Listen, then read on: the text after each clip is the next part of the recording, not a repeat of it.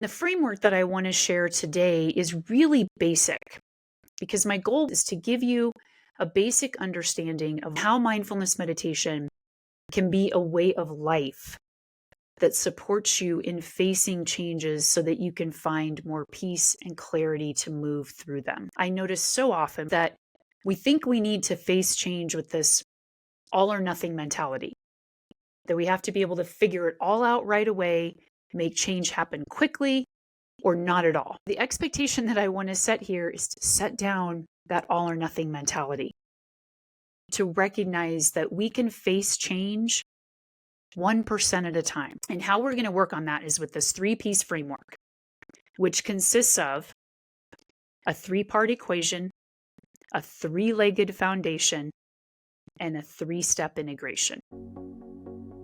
Welcome to the GenXshift podcast, a show for Gen Xers who are navigating some pretty tough transitions and aren't sure how to move forward. I'm your host, Michele L, proud Gen Xer, former lawyer turned entrepreneur, huge Jason Momoa fan, and margarita snob. And I've navigated a lot of transitions in my life, from losing my mom suddenly to a heart attack to starting my own business. But I often did it all on my own because I was too stubborn to ask for help. Now I'm on a mission to give actionable strategies to other Gen Xers so that they can find the confidence, courage, and clarity they need to make a shift. So let's rock and roll. Hey, Gen Xers, welcome back to the podcast. This week I have a shorty episode for you because I'm preparing to do a keynote speech this week for a local Rotary Club. And as I was going through this keynote preparation, I thought, why not share this with my audience? So what I want to share with you this week is a 3-piece framework for being able to face change with more peace and clarity. Now, before you go on to listen, I want you to go to the show notes, click the link to download this week's free little cheat sheet.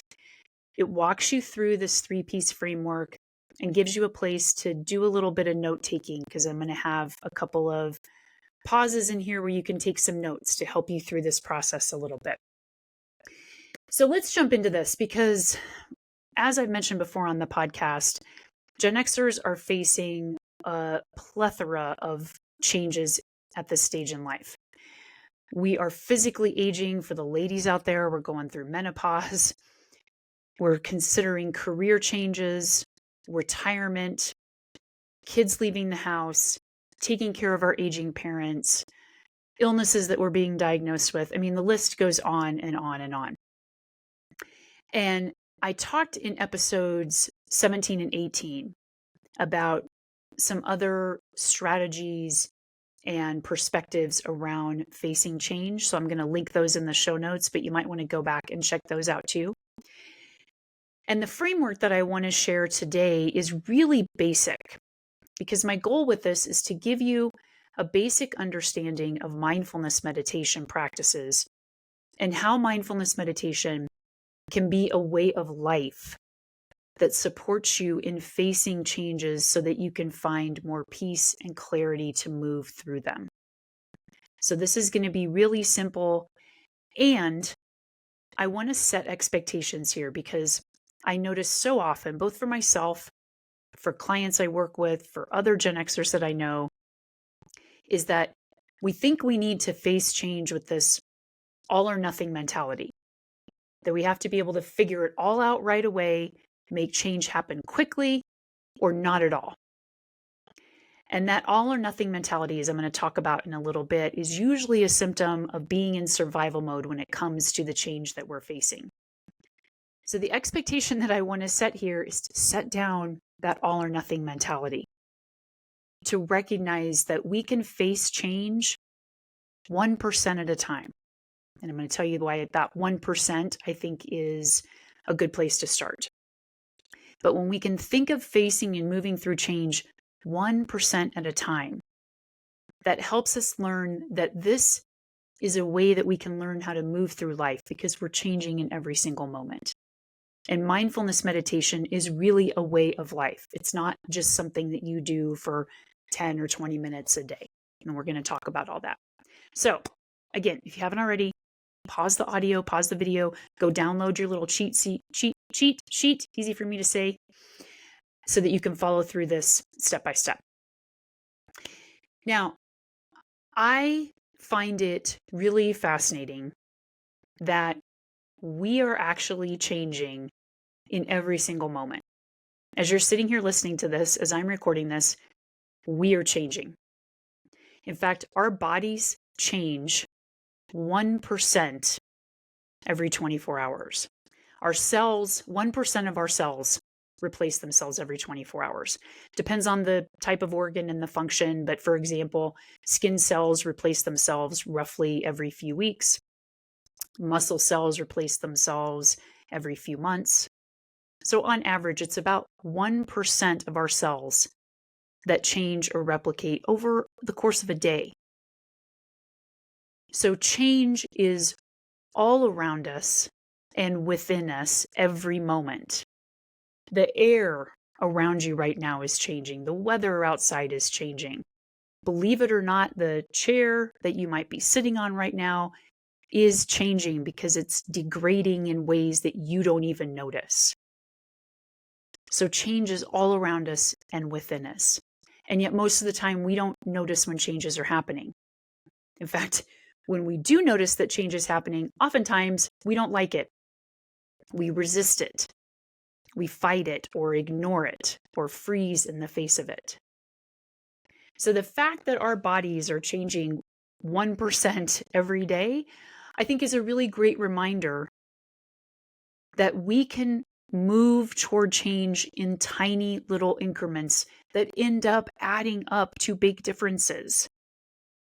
If you hadn't changed microscopically in ways that you don't even notice since the moment you were born, you'd still be in diapers. You'd still be sucking on a bottle, right? So these little changes that are happening that we don't even notice are really important. So, as I said, a lot of times when we do notice change, we don't like it. And we resist it in some form or another. Resistance is what keeps us from finding the peace and clarity that we need to move through change. When we are resisting change, we are essentially putting ourselves in some at least baseline level of survival mode. We're already in baseline survival mode on most days just because of the society that we live in. And when we are in survival mode, that looks like one of three things. We are fighting, we are running away, fleeing, or we're freezing, paralyzing, taking inaction, no action. So fight, flight, or freeze, which you have probably heard. Fight, flight, or freeze. When we are in fight, flight, or freeze survival mode, what that does is release stress hormones in our body, cortisol, adrenaline. And if we are in a constant low-grade baseline level of survival mode, which most of us are, we are constantly experiencing elevated levels of cortisol and adrenaline. And the reason that's important is because when our bodies are in survival mode, it impairs or shuts down, depending on the level of survival mode, the executive function in our prefrontal cortex. Our executive functioning is what is responsible for us being able to think clearly, to problem solve, to contemplate. And there's a very good reason for that, because when we're in survival mode, we are just concerned about surviving. We're not trying to analyze or contemplate anything, right? We're just fighting, fleeing, or freezing. We don't want to function like that 24/7. And yet, even in this baseline survival mode, our executive functioning is often slightly impaired on a good day. And so what that means is that when we face a threat, so to speak, like change, we are experiencing stress. We therefore aren't thinking as clearly. We don't see the opportunities, the avenues, the pathway through change. And then we create this feedback loop. So we want to learn to break that loop, to break that cycle. We want to learn how to lessen our resistance to what we perceive to be a threat of change. And in order to do that, we need to understand why the resistance comes up in the first place.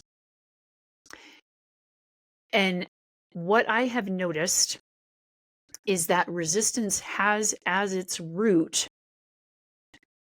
the fact that we like to cling or attach to this illusion of sameness. Wanting for things to stay the same creates resistance when we're threatened with things not being the same. We are kind of wired to want things to be the same. Human beings like certainty and comfort. We like to conserve our energy. And when we're faced with change, it's uncomfortable, it's uncertain, and we're going to have to exert some energy to move through it. We don't like that from a biological standpoint. We like things to just stay at homeostasis. The reason that I call it an illusion of sameness is because, as I said, we are actually changing in every single moment. Everything around us is changing in every single moment. Nothing is staying the same. It may appear that way, but we're just not noticing the imperceptible changes that are occurring. You are not the same person as you were just a few minutes ago when you started listening to this episode. There are things changing within you. The air around you has changed. The weather outside has changed since I've started talking to you.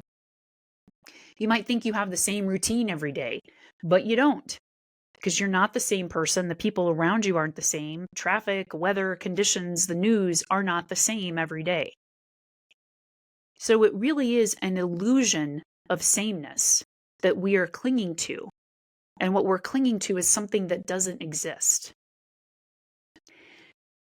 So we want to start to raise our awareness around when we're clinging to that illusion of sameness and therefore resisting the change that we see happening. Now, I think there are two types of change, pretty basic and simple. There's voluntary and involuntary. Voluntary changes, obviously, are the ones that we want to make happen or we try to make happen. And even those we can have a hard time following through on. And then involuntary changes, obviously, are the ones that we don't want to have happen to us or that we aren't trying to make happen to us. Either way, whether we're talking about voluntary or involuntary change, we often want to cling to that illusion of sameness.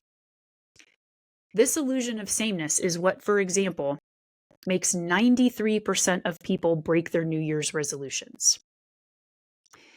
I read that in 2015, there was $30 billion spent on the fitness industry, and yet 73% of people did not make their fitness goals. Because it's just easier, it's more comfortable and more certain to stay the same. There's a reason for that phrase, the devil you know is better than the devil you don't know. So the framework that I want to give you today, this 3-piece framework, is designed to start to raise your awareness around when you have this resistance come up and when you are making change more difficult than it needs to be. When you are increasing your suffering in the face of change. When you are in survival mode and therefore not able to think clearly. The reason we want to learn to bring mindfulness meditation into our life as a way of life is so that we can start to down-regulate when we are in that survival mode and not thinking as clearly as we could be if our executive function was fully online. The reason that's important is that we know from research that people make deep change when they're able to actually contemplate. There's an author named Dr. Ross Ellenhorn who wrote a book called How We Change and 10 Reasons We Don't, which I highly recommend. I think I've mentioned it before. I'll link it in the show notes. And he talks in that book about how people are more likely to do the deep work of change when they are able to, quote, engage in dispassionate weighing of pros and cons. If you are in survival mode, resisting a change, and therefore your executive functioning is not fully online, you aren't able to engage in a dispassionate weighing of pros and cons to get you through this change. So we're going to work on that today. And how we're going to work on that is with this 3-piece framework, which consists of a 3-part equation, a 3-legged foundation, and a 3-step integration. If you haven't already, download your cheat sheet for today so you can walk through these steps. So let's start with the first one, which is the 3-part equation. I have mentioned this equation before. It bears repeating. I did not come up with it. It was developed, so to speak, by Buddhist monk Shinzen Young. And the equation is this: suffering equals pain times resistance. Suffering equals pain times resistance. What that means is that life is always going to have pain. You ain't getting out of this life without experiencing some pain. How much we suffer in the face of that pain depends entirely on how much we are resisting that pain. And pain, for purposes of today's episode, can be change. As I said, because we like things to be the same, change can be perceived as a threat and therefore painful. Because we are always going to have pain in our lives, and sometimes that pain doesn't go away, we want to learn to change our relationship to the pain by easing the resistance that we have to pain. So what does resistance look like? Resistance can look like denial, avoidance, checking out, just binge watching Netflix, self-medicating, fighting, really railing against the fact that this pain exists, that it's even here, trying to wish it would go away. There are all kinds of ways that resistance can show up for you. And so this is where I want you to pause, get out your cheat sheet, and take a moment to write down the ways that resistance usually shows up for you in response to something painful. Write down your top 5 ways that resistance shows up. This is going to be your top 5 resistance hit list. These are the ways that play on repeat like a broken record. Write those down so that you can start to raise your awareness, notice them when they're coming up. And then once you notice them, with the next piece of this framework, we're going to start to ease your resistance to those. We're going to start to ease those resistance actions that you're taking. Because again, you're not going to actually get rid of or avoid the pain, but you can decrease how much you suffer in the face of it. You can make things easier on yourself. When you're suffering, you continue to be in that loop of survival mode, even at a baseline level. So the second piece of the framework is the 3-legged foundation of mindfulness. We have the 3-part equation, suffering equals pain times resistance. And now we want to work with that resistance, and we do that with the 3-legged foundation of mindfulness. I like to teach and think of mindfulness meditation as having 3 legs of a stool. Have you ever sat on a stool where one of the legs was shorter or the legs were all uneven? You don't feel comfortable. You feel imbalanced, like you're not entirely secure on top of that stool. Well, that's how most of us go through life, imbalanced. We're not really on a solid foundation. And with these 3 legs of mindfulness, you can create a solid foundation that's going to help you ease your resistance in the face of pain. So the 3 legs are, and again, these are on your cheat sheet that you can download. The first one is paying attention. And I'm going to go back over all of these in a moment. Pay attention is the first one. And then what are we paying attention to? The second leg is the present moment. And then how are we paying attention to the present moment? This is the third leg, which is compassionate non-judgment. So the 3 legs are pay attention to the present moment with compassionate non-judgment. So let me go back over those real quick. Paying attention means that we are cultivating our attention, our awareness. We are training it like a muscle. Thich Nhat Hanh said that when concentration grows, we gain insight into our lives. We want to build our concentration, build that muscle of attention. This is why mindfulness meditation truly is a practice. Don't never practice mindfulness meditation and then expect yourself to go sit still and quiet for 20 minutes. That would be the equivalent of thinking you could go out and run a marathon tomorrow if you'd never trained. And I'm going to talk in a moment about how we train. But that's the first leg, is that we're training our attention, our concentration. We're paying attention. The second leg is that we are paying attention to the present moment. Now, oftentimes, when we are in survival mode and resisting a change that's happening or going to happen, we are ruminating about the past or worrying about the future. We are shoulda, coulda, woulda, wishing, over planning, trying to control everything. All of that is completely outside of the present moment.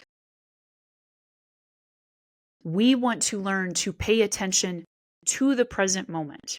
Now, you might ask, why would I want to pay attention to the present moment if it sucks? That's where we're going to bring in the third leg of the compassionate non-judgment. But we want to start training our attention on paying attention to the present moment, because that's where it's at. That's all you ever have, is the present moment. And so we can train ourselves to pay attention to the present moment by coming into our breath or into some other anchor that is always present, always changing, always there for us. And we can start to get curious about what's happening for us in the present moment. And that's how we start to bring in the third leg, which is that we're paying attention to the present moment with compassionate non-judgment. And this is the leg that most people completely miss or flub up or don't even mention when they're talking about mindfulness meditation. And this is really, I think, where the rubber hits the road. You can pay attention to thoughts about the past, worries about the future. You can be paying attention to those. We want to pay attention to the present moment. And you can be paying attention to the present moment and judging the crap out of it. You can be focusing purely on some physical or emotional pain that you are experiencing in the present moment and be hating it, wishing it would go away, feeling sorry for yourself, hating somebody else in the moment. This is why we pay attention to the present moment with compassionate non-judgment, because we want to start to release and let go of the unsupportive thoughts, judgments that we're having about what's happening for us in the present moment, and try and hold the moment and ourselves and other people with as much compassion as we can. So what does compassionate non-judgment mean? Let's start with the non-judgment piece of it. Your brain has, on average, 60,000 thoughts a day. You are not going to notice even 1% of those thoughts. You're also not going to stop that, as my teacher Jack Kornfield calls it, the waterfall of thoughts. You're not going to stop that waterfall. You're not going to stop your thoughts. And honestly, if your thoughts have stopped, you're probably dead, right? Your brain is designed to think. What we're trying to do is kind of stand behind that waterfall of thoughts and notice the stream of thoughts. Another visual is, think of the thoughts like clouds against a blue sky. We're trying to notice the clouds as they're moving across the sky and catch the blue sky in between and behind the clouds. Seeing the clouds as simply what they are: passing, temporary. Your thoughts are passing and temporary. And just because you can think something doesn't mean it's true. Thoughts are just electrical impulses going on in your brain. That doesn't make the substance of the thought or the thought itself even true. So you want to start to notice when you're getting swept away in this waterfall of thoughts. The oh my God, my health is degrading. I'm going to be completely bedridden. I'm going to be worthless. I'm not going to be able to take care of anybody. My life is going to go to hell. Like the spiraling of thoughts. We want to start to notice how those are not supporting us in moving through change, and how oftentimes they're creating more resistance, more survival mode, less ability to think clearly. Now, some judgments, I want to say, are helpful, right? Like if you walk outside and you notice that it's cold, that's a judgment, because what you think is cold could be warm for somebody else. That's your own judgment, but that judgment might make you go back inside and put a coat on. We're not trying to just remove all judgments and be a blob who doesn't have any type of discernment, okay? We want to start to recognize the judgments that aren't supportive for us. Now, when we start to remove those judgments, that doesn't mean that we don't take action. It doesn't mean that we become passive or weak. And this is where the compassion piece comes in. So compassion itself it could be a whole nother episode, which I'll probably do at some point. But when we're talking about compassion, we are talking about holding ourselves, other people, this moment, not only with less judgment, but with more kindness. So if you are in a moment where you are resisting change that is happening or going to happen, first of all, you notice the judgments, the thoughts you're having about it. And then you can start to bring in kindness for yourself with something like, this sucks. I really feel for myself in this moment. I know this is hard. Like this is going to be hard, and that's okay. Talk to yourself like you would talk to a good friend who's going through that same change. What would you say to a good friend or your kid or your parent or your significant other from a place of kindness if they're experiencing something painful? And you can also apply that compassion to other people, to the circumstances. But for right now, let's just stick with compassion for yourself, because that's what we're trying to focus on in order to help move us through change. Is that if you're facing a change that you're resisting and you're in survival mode, you want to show yourself a lot of kindness, a lot of self-compassion. And sometimes once you start to give yourself compassion and say, yeah, man, this sucks. I don't want this to happen. And so I'm going to just be really nice to myself. That can also start to alleviate the judgments you're having about yourself, about the situation, whatever it might be. So that's compassionate non-judgment. So let's just refresh the three-legged foundation of mindfulness. It's paying attention to the present moment with compassionate non-judgment. So let me give you an example of that. Starting my own business, quitting my full-time lawyer job and starting my own business was a huge voluntary change, something I chose to do and I wanted to do. And yet I had a lot of resistance on oftentimes a subconscious level, and still do, to implementing that, because it requires a lot of things: being accountable to myself, my own schedule, making enough money to support myself, and winning. There's a lot that factors into that. And a lot of times, even knowing what change to make, let alone being able to make those changes, like getting up at 5:30 every day, meaning going to bed by 9:30 every night. Those are hard changes to make. And so I pay attention in those moments when I'm wanting to stay up and just watch a little bit more Schitt's Creek instead of going to bed at 9:30. I pay attention in the moment to that resistance. Like, I just want to stay up and be entertained. I've worked hard all day. Paying attention to the moment of noticing that I just want to have some fun and downtime. And noticing that part of me feels kind of victim-y. And I might be thinking, this isn't fair. Like, I should be able to stay up as late as I want to. I'm too old. Why can't I just, sleep 4 hours a night instead of needing 8 hours of sleep? Like, paying attention in the moment to what I am thinking and feeling and experiencing. And then in that moment, being really nice to myself and saying, Yeah, I know you want to stay up. I know you want some downtime. And I also know that in the morning, you will be so much more happy with yourself if you get up early and get your day off to a good start. Okay, so maybe we'll stay up for 10 more minutes and then let's go to bed. Just doing that helps ease my resistance so that I'm not suffering so much, so I'm not beating myself up so much, so I'm not staying up too late and depriving myself of sleep. All of those things that create resistance to the quote painful event of me trying to make the change to start habits that support me as an entrepreneur. Okay.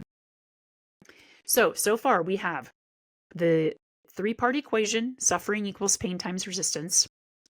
And we have the 3-legged foundation of mindfulness, which is pay attention to the present moment with compassionate non-judgment. And the last piece is an acronym that is a 3-step integration so that you can bring the first 2 pieces in and actually operationalize them, integrate them. And that acronym for integration is ACE, ACE, which stands for anchor, compassion, and equanimity. So the anchor really brings in the paying attention to the present moment piece of the mindfulness foundation. To pay attention to the present moment, we want to try to develop some type of anchor that literally allows us to drop in like an anchor, drop into the present moment. Most of the time, that will be your breath. If for any reason the breath isn't comfortable, if it's too triggering or traumatizing to really come in to pay attention to the breath, you can focus on another sensation, like maybe tingling in your fingertips or toes. If coming into the body itself is not comfortable or is too traumatizing as an anchor, you can focus on a sound. Maybe there's a bird you can hear outside or a whirring fan or even the sound of traffic. But find something that you can repeat and have as your consistent, stable anchor. It's your go-to. That at any time during the day, you can drop into that so that you're paying attention to the present moment. Okay, so that's the anchor piece. The C, compassion, is again paying attention to the present moment, dropping into that anchor with compassion. So for example, if you are noticing that you are getting activated or triggered by something that's happening for you during the day, like maybe you get up and you notice that because of physical changes that are involuntarily happening to you, you are stiff and sore. Maybe you can't even get out of bed in the morning. You can't do your workout or you can't run as fast as you used to, whatever it might be. In that moment, when you start beating yourself up or feeling sad, pay attention to the present moment, drop into your anchor, and show yourself some compassion. Be kind to yourself. Showing yourself compassion will not make you weak or lazy. Again, this is a whole nother episode around self-compassion. But we know from over 1,200 studies that showing yourself more compassion actually makes you more resilient, more productive, more creative, has less self-judgment. Self-compassion is really your ticket to being able to buoy yourself during these times. So be kind to yourself. Show yourself compassion in that moment when you drop into that anchor. And that can look like just taking a few deep breaths. Now, I know that some people get pissed. I used to when you're told, take a breath. A lot of times people say that in a very condescending way.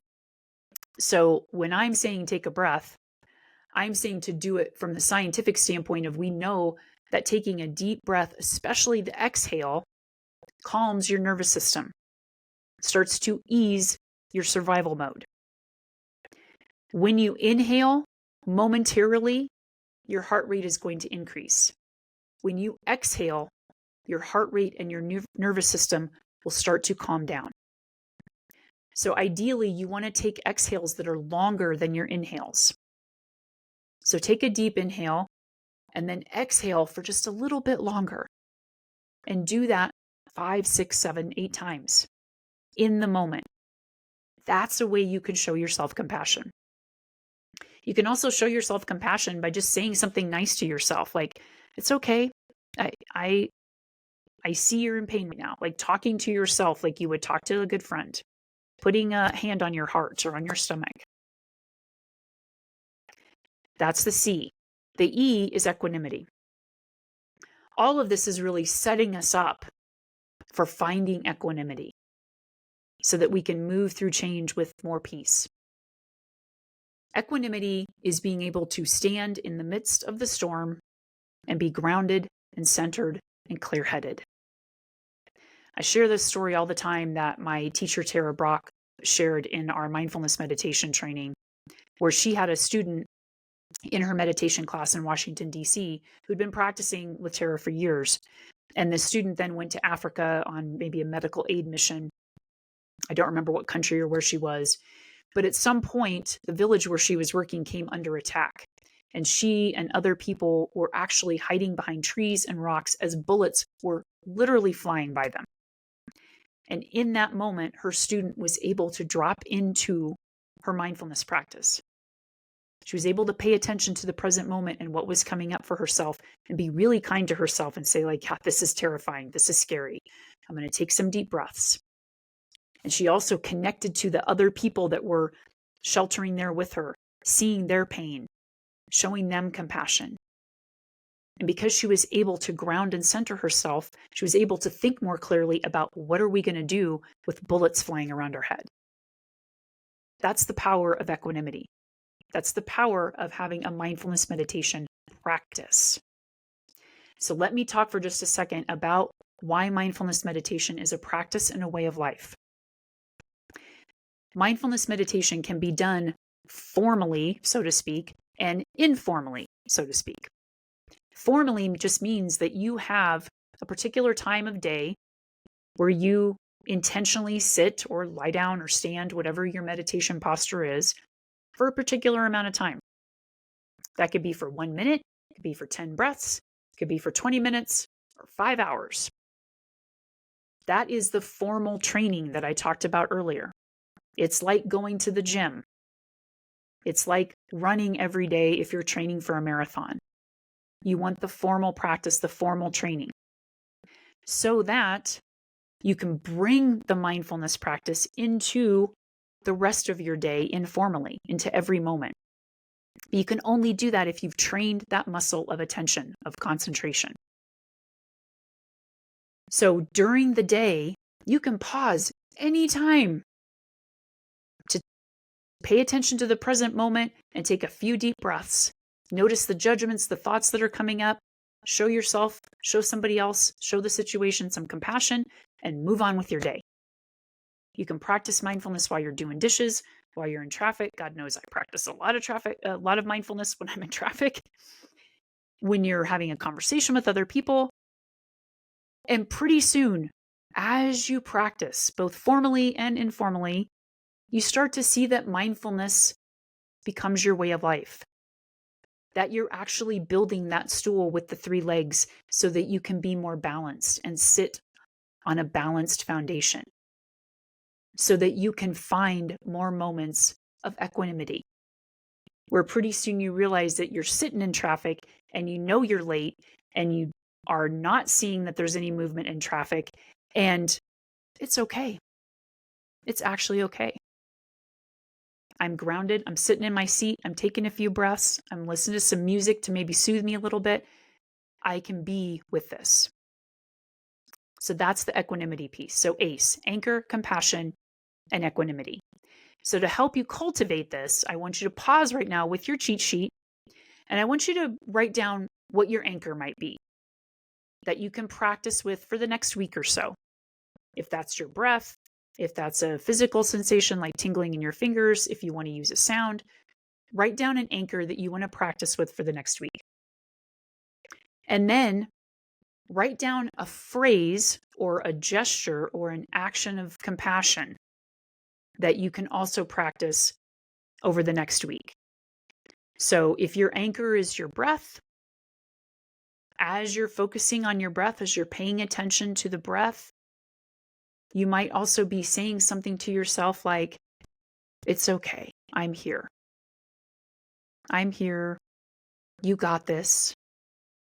Something kind, supportive that you could say to yourself Or maybe it's a gesture, again, like placing your hand on your heart. I do that a lot, or on your chest, on your stomach, even just clasping your hands together.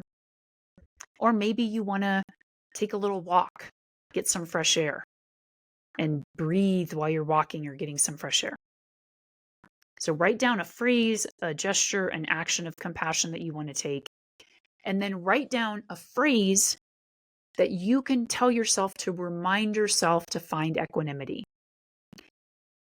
A phrase to remind us of equanimity can look like, this is how it is right now.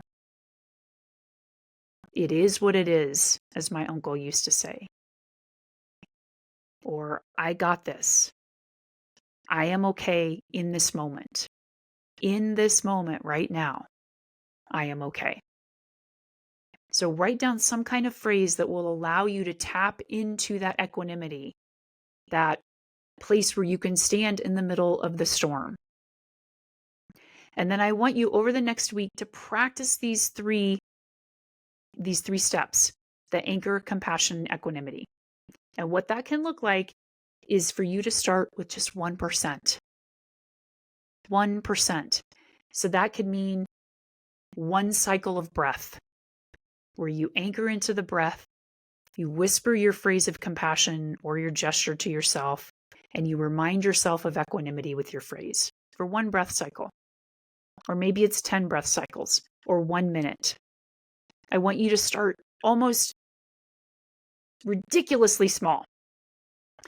Because when we start with tiny, tiny steps that we can reasonably achieve, then when we achieve those, it feels good. We get to celebrate. That's how we build habits.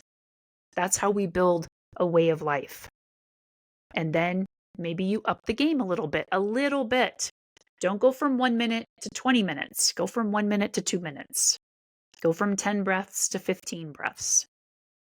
Small, tiny, incremental changes, 1%. There's a great rule with running that's actually the 10% rule, where you don't increase your mileage by more than 10% a week. I want you to not increase your mindfulness meditation mileage more than 1% a week, okay? Remember, you are already changing 1% every day.